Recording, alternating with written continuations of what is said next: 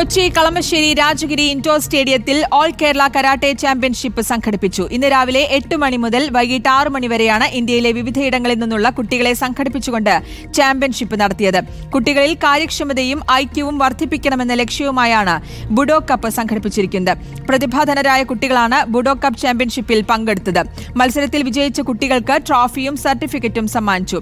ചാമ്പ്യൻഷിപ്പിൽ മികച്ച പ്രകടനം കാഴ്ചവെച്ച കുട്ടികൾക്ക് ഇന്റർനാഷണൽ തലത്തിലുള്ള മത്സരങ്ങളിൽ പങ്കെടുക്കാനുള്ള അവസരവും ഒരുക്കുമെന്ന് ബുഡോ കപ്പ് സംഘാടകർ അറിയിച്ചു. സ്കൂൾ കുട്ടികളിൽ സ്വയരക്ഷയുടെയും കായികക്ഷമതയുടെയും പാഠങ്ങളാണ് കരാട്ടയിലൂടെ പഠിപ്പിക്കുന്നതെന്ന് budo cup organising committee chairman Naseer MA പറഞ്ഞു.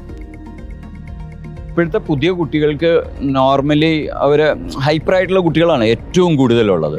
അതുകൊണ്ട് തന്നെ നമുക്കൊരു ഫിറ്റ്നസ് വളരെ അത്യാവശ്യമാണ്. ഇപ്പോൾ കൂടുതൽ കുട്ടികളും മാർഷൽ ആർട്ട് പ്രാക്ടീസ് ചെയ്യാറുണ്ട്, especially Okinawan karate really self defence ആംഗിളാണ് ഏറ്റവും കൂടുതൽ എയിം ചെയ്യുന്നത്. ഒക്കിനവയിലാണ് കരാത്തെ ഉണ്ടായത്. ആ ബർത്ത് പ്ലേസിൽ നിന്നുള്ള കരാത്തെ സ്കൂളിൻ്റെ നാഷണൽ ഈവൻ്റാണ് നടക്കുന്നത്. ഇതിൽ 7 സ്റ്റേറ്റിൽ നിന്നുള്ള 1500ഓളം പാർട്ടിസിപ്പൻസ് ഉണ്ട്.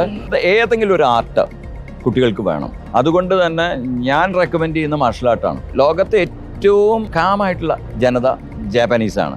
അവരുടെ ആർട്ടും അവരുടെ കൾച്ചറും ഇന്ത്യയിലേക്ക് കൊണ്ടുവരിക എന്നുള്ളതും കൂടി ഞങ്ങളുടെ എയിമാണ്.